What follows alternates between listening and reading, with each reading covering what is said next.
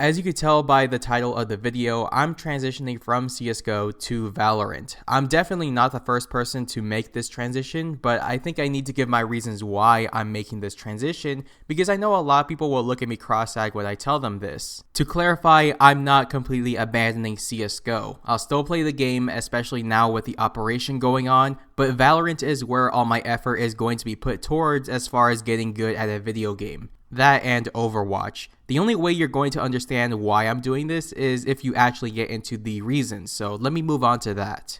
The first reason is that Valorant is more than aiming. I know CSGO is also more than just aiming, but for the most part, you're aiming and clicking heads. The problem with this is that if you're not good at aiming in CSGO, you're pretty much useless. I'm not great at aiming, even on keyboard and mouse. I know there's an assumption going on that all PC gamers are absolute gods at aiming since they're on keyboard and mouse, but that is far from the truth. It comes down to the individual person, and I'm not one of those gifted individuals that could just flick onto people and click heads, which is why I prefer to play roles in games that don't require god tier aiming, such as the tank role in Overwatch. In Valorant, aiming is still required, but it's not as extreme as CSGO. Let's say I pick Sova. I could be the worst at aiming out everyone in the lobby, but I could be useful by revealing enemy locations with my arrows and drone, so the good players can play off of that. Or let's say I pick Sage. Again, I could be the worst at aiming in the lobby, but I could still be useful if I wall off my opponents, delaying them from pushing a site, or if I constantly heal and resurrect my teammates when it's needed. In CSGO, yeah, you have your nades, but as we all know, those can only do so much. Most rounds go to the players that can aim better than the other, and it's the one thing I'm not good at. Valorant gives me the chance to be useful in other ways than just aiming, and those other things are what I'm good at. The second reason is the ranking system. This might sound silly for some of you because how could a ranking system determine what game you're going to be playing for the day, you may ask. Here's the thing. I like grinding for the next rank in any competitive game I enjoy. Do I expect to become the best in the world because of this system? No. Is it something I would brag about outside of the gaming community? No. To me, it's just fun to play in a more serious environment and to see myself progress through the ranks. Every game has its own ranking system, but out of all the games I've played, CSGO's is the most frustrating to deal with. Let's start with actually queuing for a match. There's a very high chance you're going to be paired with throwers, leavers, basically people that act like Fitz and his friends.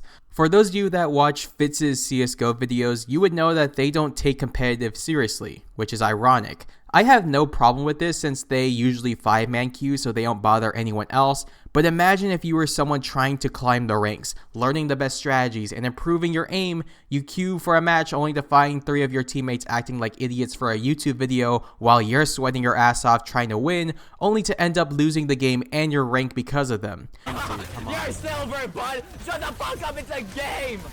I'm actually Oh flat, my though. god, great! Oh, let's go! Let's go! You see who started?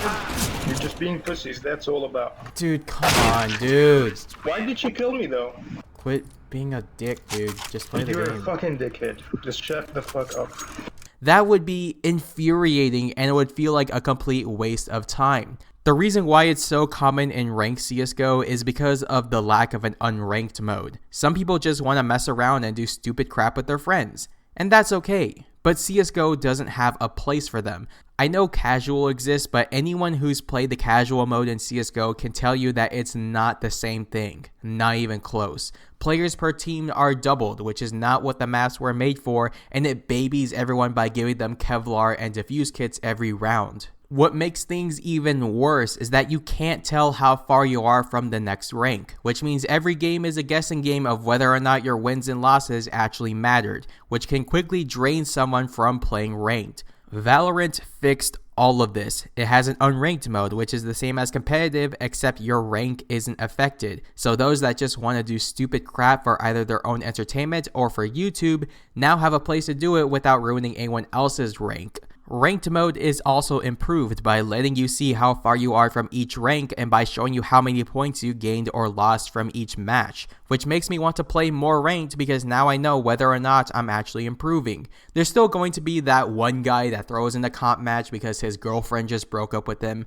but finding a guy like that in a ranked Valorant match is much rarer compared to CSGO. My third reason is that there's less bullshit with Valorant. Anyone that has played any of Valve's games know that Valve isn't the greatest when it comes to polishing their games or keeping in touch with the community they've built. The only game that actually gets any praise from Valve is Dota 2, but that's only because it's their most successful esport to this day. CSGO, and I guess Team Fortress 2, is treated like a middle child. They'll only give it attention if something catastrophic is happening, such as a major, a broken gun, or if another game is out to compete with them.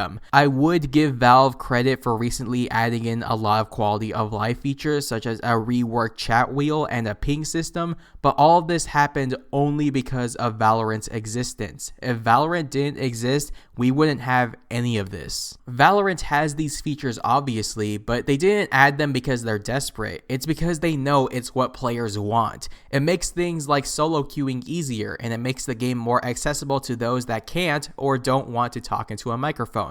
It'll take a while to determine how well Riot will treat issues with Valorant, but they've given us a good first impression so far. Every game-breaking issue the game has had so far has been resolved within a matter of days, and we have yet to find a major game-breaking issue as bad as the R8, which was essentially an $800 sniper rifle when it was first released. The best part about Valorant is that it has 128 tick servers right out of the box. Thank God. Valve's official servers are 64 tick, which isn't bad for the average person, but for someone like me that was trying to climb the ranks, it led to a lot of problems such as shots not registering or certain smoke lineups changing. I know Faceit and ESEA let people play CSGO with 128 tick servers, but the fact that you had to rely on a third-party system to get a better experience is just ridiculous. Ever since I started playing Valorant, I noticed that my shots were cleaner and I can actually do things like one-tapping, one-deeks, and quick-scoping, and it never felt like I was fighting the game instead of my opponents. When I messed up in CSGO, I often contemplated whether or not I messed up or if it was the game's fault. If I messed up in Valorant, I knew exactly what I did wrong.